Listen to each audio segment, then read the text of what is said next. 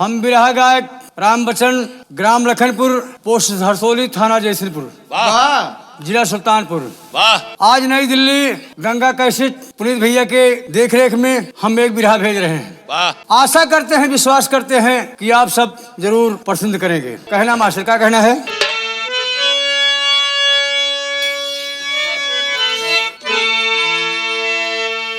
हम दिल्ली के लिया हुआ कहानी है अकबर बादशाह के बिरहा के माध्यम से हम इसको भेज रहे हैं। कहना है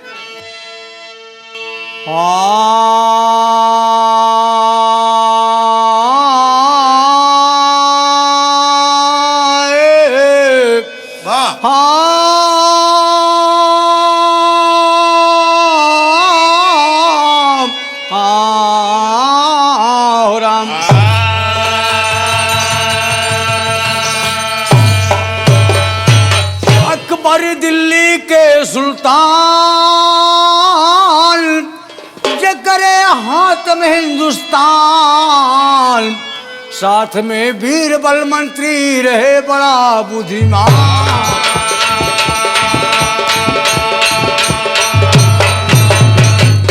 एक दिन अकबर बादशाह के लाग रहा दिल्ली में दरबार, पूछे लागे सरदारों से कौन चीज मीठा संसार मझार। डिप्टी और कलेक्टर बैठे, बैठ सिपाही थानेदार, पेड़ा बर्फी रसगुल्ला सब अपने मन माँ के विचार।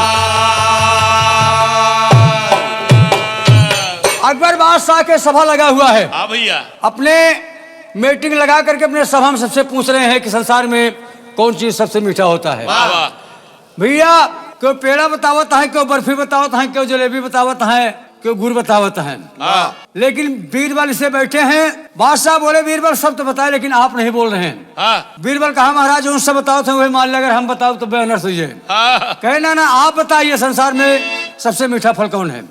बीरबल का कहा था मास्टर? कैसे? बोले महाराज संसार में सबसे मीठ मेहरारू होते। कहने लगा बीरबल उठ के नारी मीठी जगत के अंदर, अरे बोले बादशाह हम कैसे करी यकीनवा जानवा जगमा मीठी। बोले बादशाह हम कैसे करी यकीनवा जानवा जगमा मीठी। बोले बादशाह हम कैसे करी यकीनवा जानवा जगमा मीठी सबसे। हंस के कहे बीरबल नवा जग में मीठी, हंस के कहे बीरबल माना मूर्खा नवा जानवा जग में मीठी सबसे। हंस के कहे बीरबल माना मूर्खा जानवा जग में मीठी सबसे। बीरबल हंस के कहने लगे महाराज संसार में सबसे मीठी मेहरारूएं होती। कहीं लेकिन है बात का हम विश्वास किससे मालूम कि संसार सबसे मीठ मेहरारू होते। संसार में सबसे मीठ औरत होते। बादशाह पूछने लगे। कैसे पूछता है? कैसे? हाय हाय, अरे पूछे शहंशाह, अरे पूछे बादशाह कैसे मीठी भैलू गाही। पूछे बादशाह मीठी भैलू गाही, पूछे बादशाह कैसे मीठी भैलू गाही। पूछे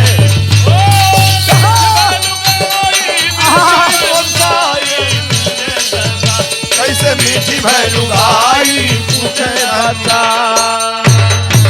बिना लेहे परीक्षा कैसे मानी तोहरी बतिया। बिना लेहे परीक्षा कैसे मानी तोहरी बतिया। कहे बादशाह कैसे मीठी जग में बाटी औरतिया। अरे नारी के मिठाई कलैयावा गवाही। पूछे शहंशाह भैलू गाही। पूछे शहंशाह कैसे मीठी भैलू गाही। पूछे अरे नारी के गवाही का कैलावा गवाही। कैसे मीठी भैलू गाही। पूछे शहंशाह। कहे बीरबल मौका दिया एक महीनवा, नारी में मिठाई जवनबा देवे भरी भरी दो नवा। अरे बर्फी पेड़ा तू है, अरे बर्फी पेड़ा तू है जाए सब भुलाई। पूछे संसार कैसे मीठी भैलू गाही। पूछे कैसे मीठी भैलू गाही। पूछे शहंशाह कैसे मीठी भैलू गाही। पूछे शहंशाह। भैया हाँ बीरबल कहे महाराज 1 महीने का मौका दिन जाए, 1 महीना का वादा दिन जाए, वाह हम दिखाई दे बाप का कि संसार सबसे मीठ मेहरारू कैसे होती। कैसे भैया वाह 1 महीने का मौका मिलता है। उठे बीरबल आए मकनवा, अरे बिटिया से अपने करे लागे सब बयनवा। अरे हारी गए न बतिया बिटिया, हारी गए न बतिया बिटिया, अरे सूझे कौन उपाय पूछे संसार। कैसे मीठी भैलुदाई पूछे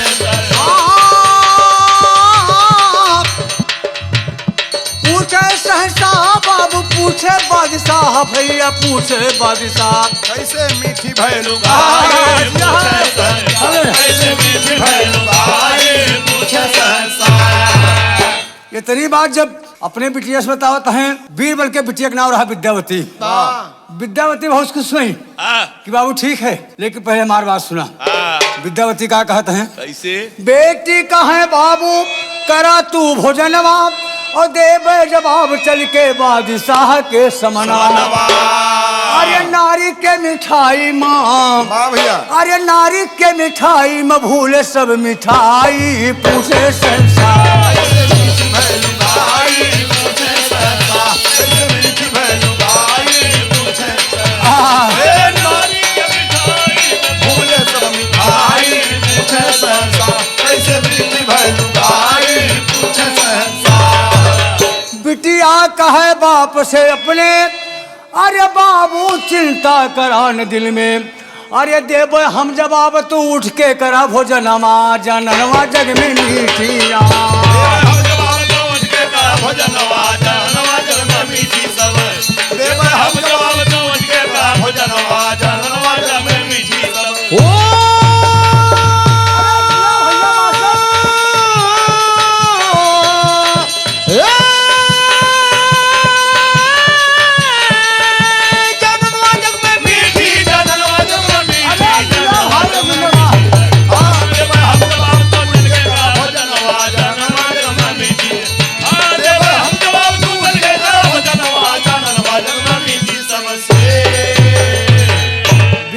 बिटिया विद्यावती वादा लिया, कहा पिताजी हम इसको बदला जरूर देंगे।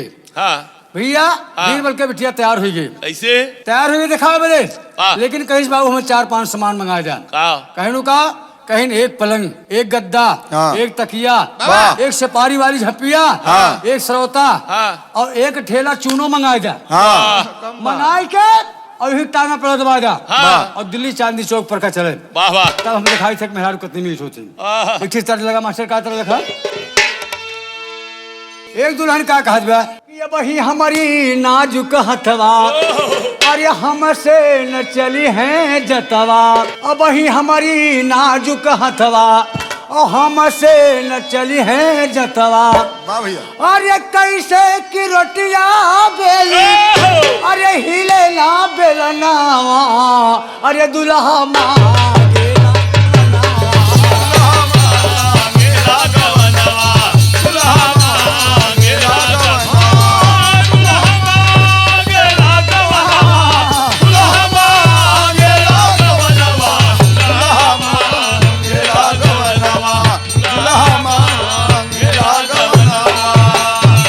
यही भाव में विद्यावती तैयार होती है।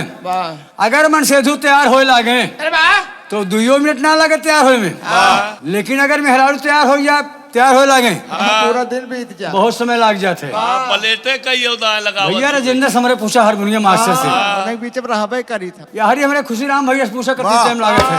पीछे रहा। हमारे पुनीत भैया शर्मा सब जानता है मेहरारू कितनी टाइम लागत है तैयार होए में, लेकिन विद्यावती कैसे तैयार होती है कि साजी के अरे मयनवा चली, अरे कई के फाय सनावा, अरे रंग रंग चाम के रतनावा।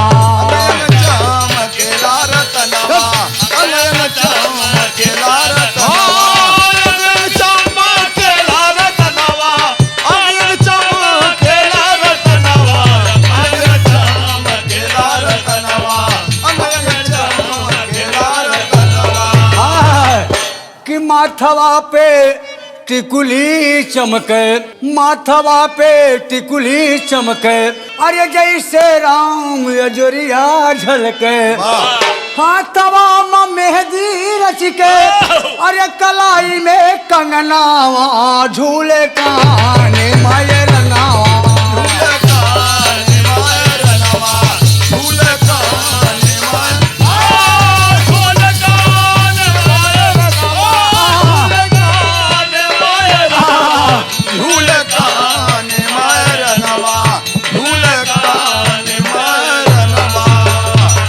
भैया हो एक सिंगार और बहुत तगड़ा चला रहा है, जेका कहा था नथुनी, अरे ओठवा पे नथुनी चमके, ओठवा पे नथुनी चमके, जैसे भादो माँ बिजुलिया रे छलके। कहना हमारे से, अरे चोटी जैसे लगलिया गाछ, चोटी जैसे लगलिया गाछ, अरे मारे ला परनावा, और चमके गाले पे गोदनावा।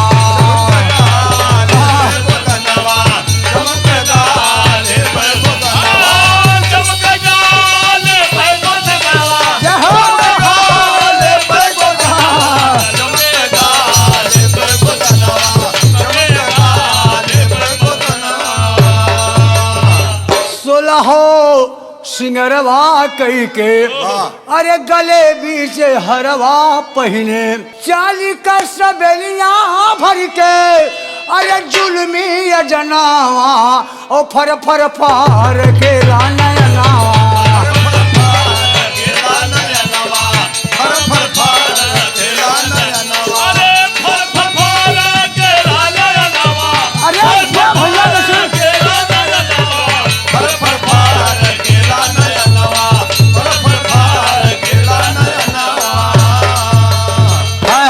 पहुंची चौराहे पर जाई, पहुंची चांदनी चौक चौराहे पर जाई, और बीच चौक पे तंबू ही लगाई, पहुंचा एक पुलिस गई, अरे बोला पुलिस उखाड़ा ऐसे साहमिया नवाज जाननवा जग में मीठी, बोला पुलिस उखाड़ा ऐसे साहमिया नवाज जाननवा जग में मीठी, बोला पुलिस उखाड़ा ऐसे साहमिया नवाज जाननवा जग में मीठी सबसे।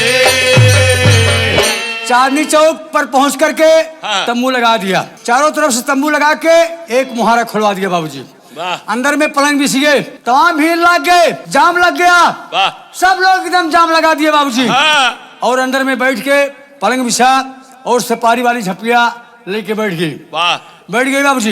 एक पुलिस आके पहुंच गए, पुलिस बोला कि उखाड़ो यहाँ से तंबू, कौन है इसमें? लेकिन जब निकली तो लड़कियां निकल की जब झांकत है न, तो हमारे राजेंद्र भैया के ना एकदम जान रहा उससे मुबारक बाबे रही पुलिस के कहा कहता है हमारे से, हाय हाय, अरे पुलिस से बतिया, अरे पुलिस से बतिया, अरे पुलिस से बतिया, हंस के बोली बेटिनिया, पुलिस से बतिया, हंस के बोली बेटिनिया, पुलिस से बतिया, हंस के बोली बेटिनिया, पुलिस से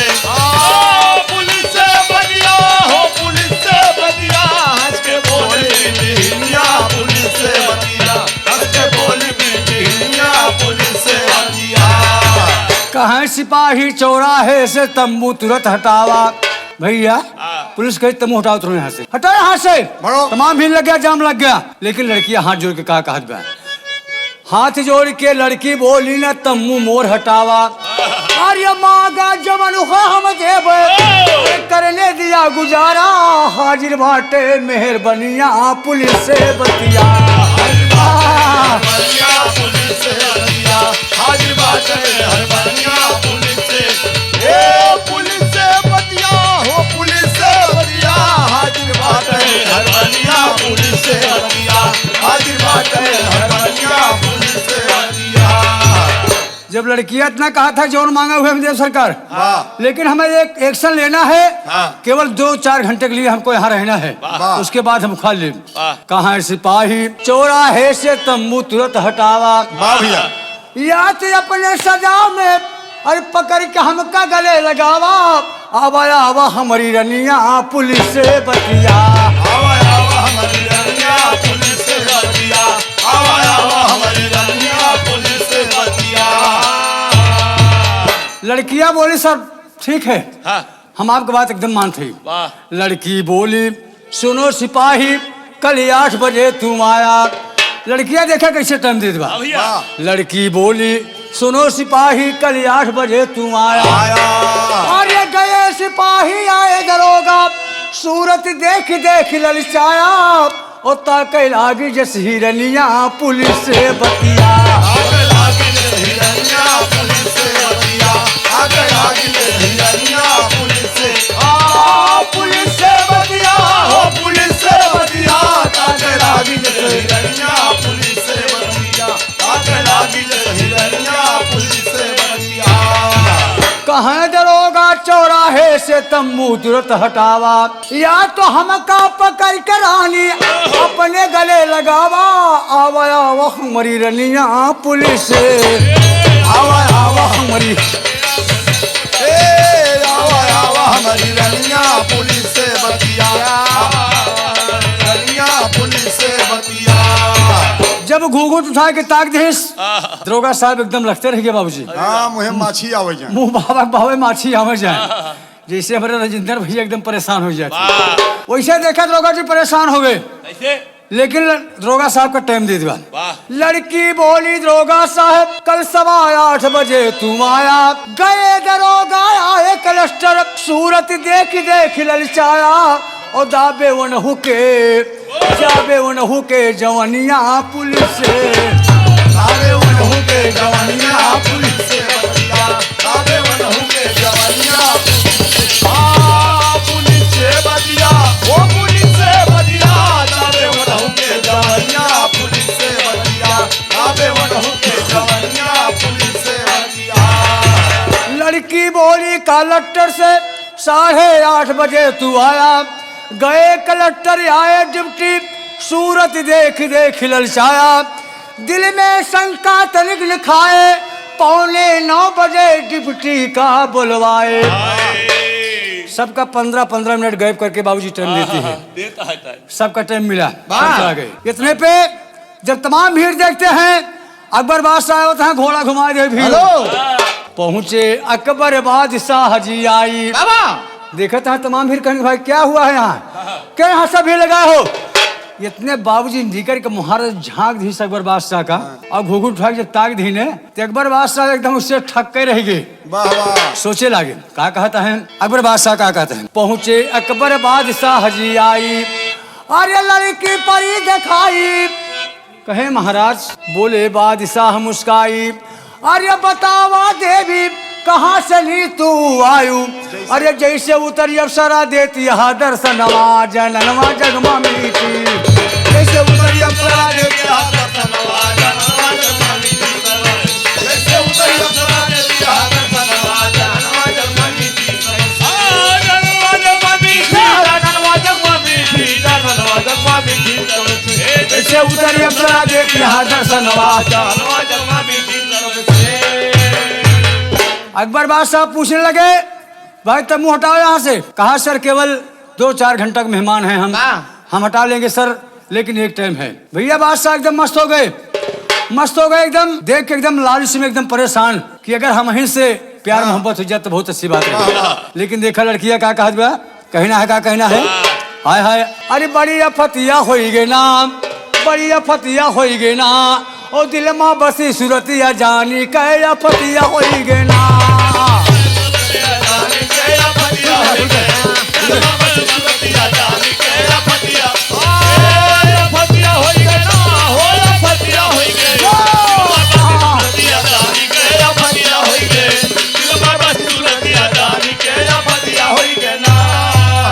लड़की बोली बादशाह से ठीक 9 बजे आया।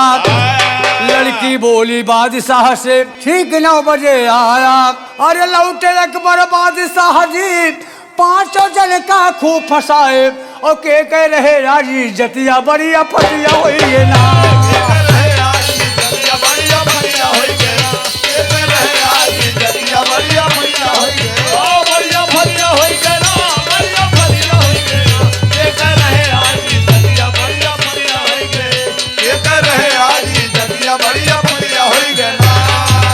पहला नंबर लगा सिपाही के। हाँ सिपाही चल पड़े बाबूजी। आय हाय। 8 बजा तब चले सिपाही, चौराहे पर आए। वाह। अरे बेधड़क हले तम्बू में, और लड़की बैठी पलंग बिछाए। अरे हंस के करे हसीना, हंस के करे हसीना, बतिया बढ़िया फतिया हो गेला। हंस के करे हसीना बतिया बढ़िया फतिया होई गया। हंस के करे हसीना बतिया बढ़िया फतिया होई गया। बढ़िया होई गया, बढ़िया फतिया होई गया। हंस के करे हसीना बतिया बढ़िया फतिया होई गया। हे बाबूजी, वाह बातचीत में 15 मिनट ही बिताई भाई। पहुंचे आई दरोगा साहब, अरे द्वारे आवाज लगाई। वाह। ओ बिगड़ी पुलिस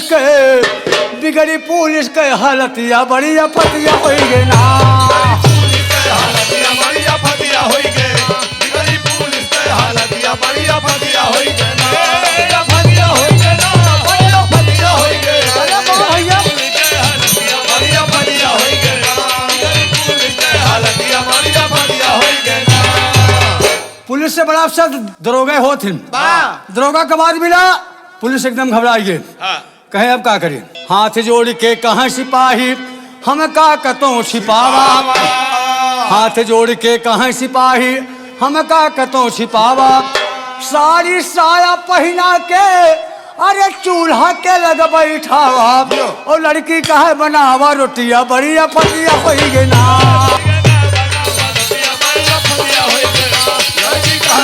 रोटिया बढ़िया फतिया होई गया। बढ़िया फतिया होई गया। खूब बढ़िया साड़ी पहरा, घोड़ावा घुकुट कढ़ाई दी, और वही चूल्हा के लगे बैठा जिसका ये मजे मजे है आटा गूंजा। ये है मेहरा रुक चक्का। तू बोला जिन जौन होए हम ओका देख ले। वाह। भैया पुलिस के लाग गए ओवर ड्यूटी, वही तो अपने ड्यूटी पे लाग गए। हले दरोगा तम्मू माँ तब पलंग पे नी बैठाई। अरे हंसी हंसी बात करे गोरिया, अरे वो नहू के समय बिताई। और सब कई मार दे है बाप, सब कई मार दे है बा, मतिया बढ़िया फतिया हो गए ना।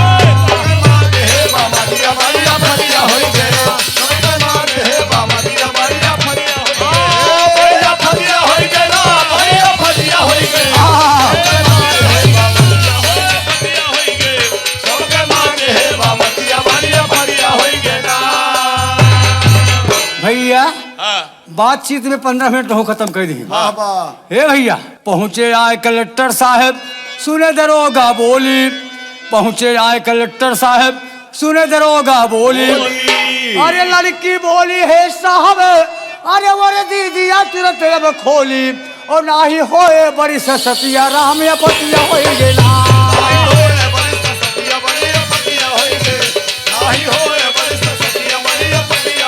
हाँ बढ़िया पतिया हो गए ना, हो बढ़िया पतिया हो गए। नहीं होए बड़ी सतिया राम या पतिया हो गए ना।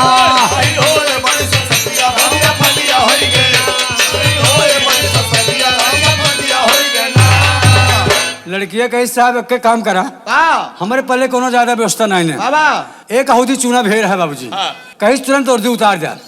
उर्दी उतार के और कहीं से यह चूना पूरे देखिए महा पोतले साहब। प्रमोशन हो गया। और पोतले ही मोहारा पे जेका चौखटा कहते हैं, और चौखटा ना ऊपर के एकदम चूतर कहीं से लेट जा महाराज। तो हार एक्शन हम बचा ले। हे भैया, चूना पोत दे ही मवन का चौखट दी बनाई। पहुंचे आए कलेक्टर साहब, तबले पिछवे गिफ्ट गई ले आई। और सब कई मार दे है बमतिया बढ़िया फतिया हो गए ना। बढ़िया फतिया हो गया। हाँ बढ़िया फतिया बढ़िया फतिया हो गया। बढ़िया फतिया हो गया। बढ़िया फतिया हो गया। जैसे डिप्टी साहब हले कलेक्टर साहब, तो लोग पिछले डिप्टी साहब आइए। हे भैया, नंगा कई के कालेस्टर का खड़ा की ही कवारी। और हले हैं जब डिप्टी अंदर माँ, तबले बादशाह की पहुंची आए सवारी। नंगा कई के डिप्टी का कालेस्टर के कंधे पर दी चढ़ाई। दिया बारी धई दी मूड़े से, अरे डिप्टी के हाथे से पकड़ाई। और देखा खूब मिठानी औरतिया बढ़िया फतिया हो गए ना।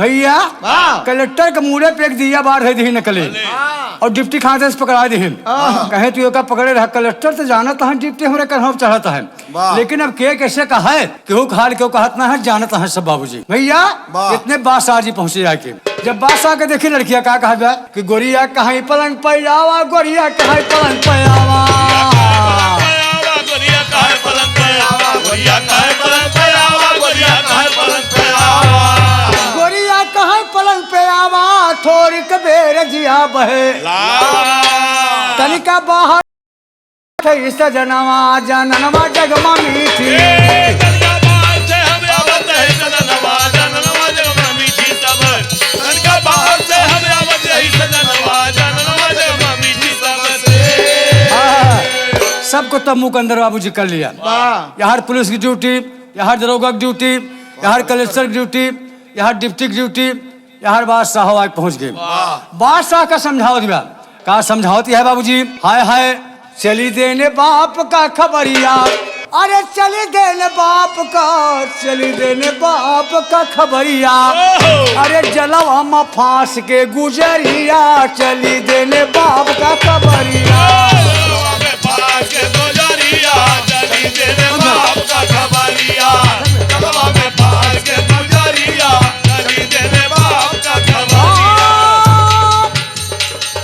हमारी समरिया हो हमारी मयनवा चली देने बाप का खबरिया जलवा में फांस के गुजरिया चली देने बाप का खबरिया जलवा में फांस के गुजरिया चली देने बाप का खबरिया हंसी हंसी करी नाप अरे अकबर का समझाई वाह भैया वाह। और तेलवा डारे का मुंह कलेक्टर के दिखाई हाय हाय हाय। कहीं जोन दिया जल्द बगर बुते लागे साहब तो वही के निशान लगे है दिया के सामने होकर मुंह मिले अब ये एक बोतल तेल धरा बा और वह तेल जब हम हाथ सोच के देवे ना पी ले कुली जब पूरा तेल खत्म हो जाए कुल तो दिया जले अगर दिया ना जले तो एक निशान और बता दे तेलवा डारे का मुंह अरे कलेक्टर के दिखाई कहे वही के निशान लगे अगर दिया जले सामने किर्रा बा और किर्रा धाई के जब देवा तो अपने आप जले लागे अरे ऐठ दिया किर्रा मोर सवारिया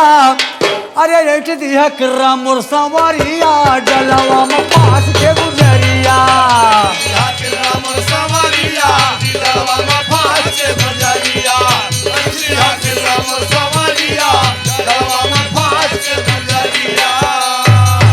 अरे अकबर का समझाई के अकबर का समझाई के चली दे ली अकबर बादशाह खूब समझाई थी पूरा नक्शा बताई थी अरे अकबर का समझाई के चली गई दई के जजरिया जलवा में फांस के गुजरिया चली गई दई के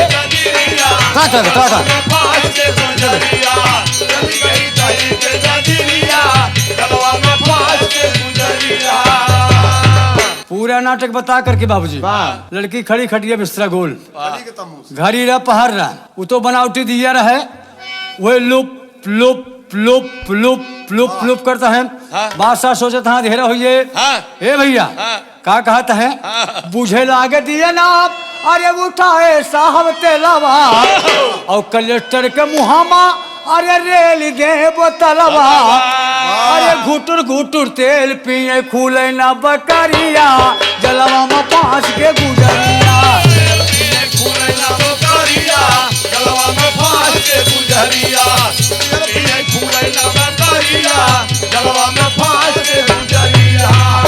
पूरा तेल पियाज है लेकिन दिया तब वो साल लुप लुप लुप लुप करता है भाई हे भैया बोतल में तेल साहब देहले पियाई तो पर दिया ना राम जात बा बुझाई वही निशान लगाए मुहे सामने किर्रा दिखा बा अरे ऐसे देख किर्रा भय गोहारिया अरे ऐसे देख किर्रा भय गोहारिया जलवा में पाँच के गुजरिया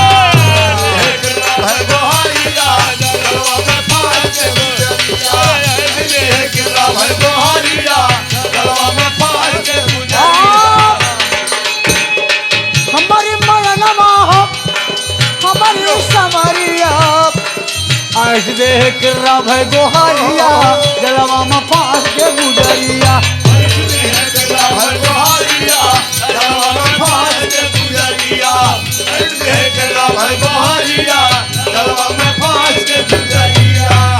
भैया बादशाह सा जोर रहबे के हैं और जब किर्रा पकड़ पाए मुठ हमने इतने तेज है के यहीं थे हाँ जैसे गिरी मछली इतना तेज ऐसे बाबूजी कि बड़े जोर से डिप्टी चिल्लाता कहता रे साहब।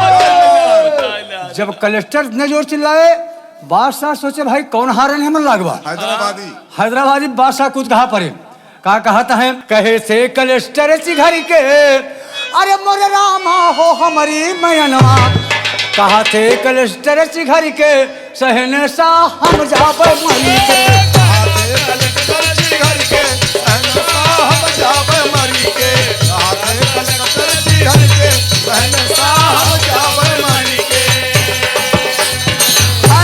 कलेक्टर साहब जिगर कहता है कहा कहता है कि छोड़ी जा अरे निकर रही है जनावा गैन शरमाई एक बड़े अपने मनावा गैन शरमाई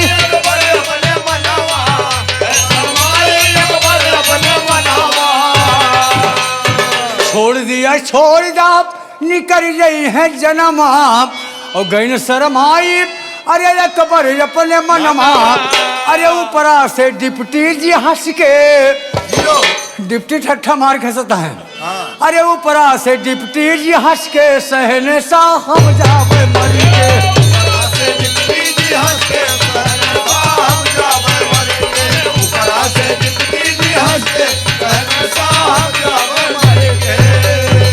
यहाँ देखा है कलेक्टर चिल्लाता है और ऊपरा से डिप्टी ठट्ठा मार के हंसता है बादशाह लखता है गचर गचर खमर जानते सब पहचाने का आदमी है कहा ए भैया डिप्टी कहने तू नीचे आओ पहले नीचे उधर खड़ा है कलेक्टर कहे कब तहिया कैसे आए कहे साहब का बताई ये तो इतना बात बा का बताओ तो है बताओ तो यह है जेकरी ताई आया अरे छोड़ा महल केरनिया जेकरी ताई साहब छोड़ा महल केरनिया और वो नहीं के ताई साहब हमारो नंगी भय बदनिया अरे चली गई सब कारगर के चली गई सब कारगर के सहने सा हम जावे मरी के सब कारगर के सहने सा हम जावे मरी के चली गई सब कारगर के सहने सा हम जावे मरी के बादशाह कहे इतना बढ़िया तो उसका नौकरी दिवाए और बतावा इतनी उम्र बीत गए लड़कई से लेके जवानी तक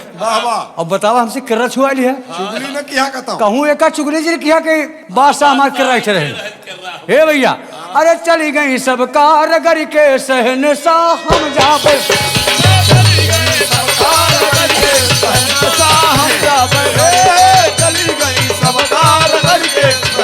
हम जावे मरी के तीनों जने खड़ा है सोचता है यार पता कैसे लगे वो गए कहाँ का कलेक्टर साहब कहीं साहब वो तो चली गई लेकिन भाई एक लड़की है बात देखा तो सिपाही सोचता है करे बाप रे बाप अब की हमरो नंबर लग गए हे भैया बैठी रसैया में अरे जवनिया है नारी बैठी रसैया में नारी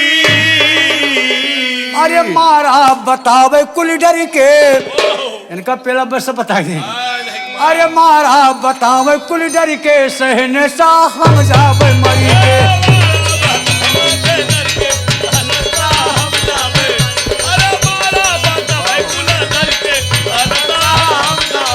तीनों जने जब विचार करता है कि हिस पूछा तीनों जने अपने मन में विचारी बैठी रसैया में जवनिया है नारी मारा बतावे कुल डर के अब भाई कुल बता दी है अरे मारा बतावे कुल डर के सहने सा हम जावे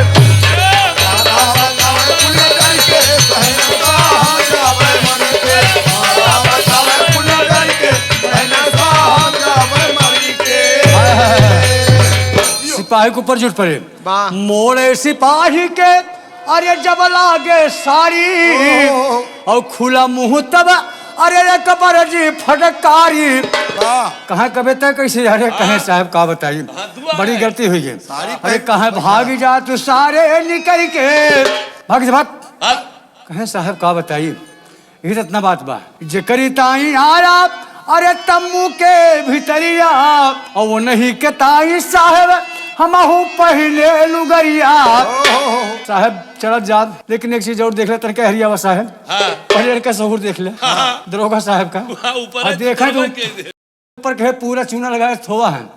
ए भैया कैसे कहता है कि साहब तनिका निका देखा अकबर बादशाह अरे मनमा बिचारी वह किरमिस वाला जूता धाई के मुक दे ऐसे रोगा भाई। कहा कहता है अरे गई मोर हड्डी उभर के, अरे गई मोर हड्डी उभर के सहन सा हम जाब मर के। और हड्डी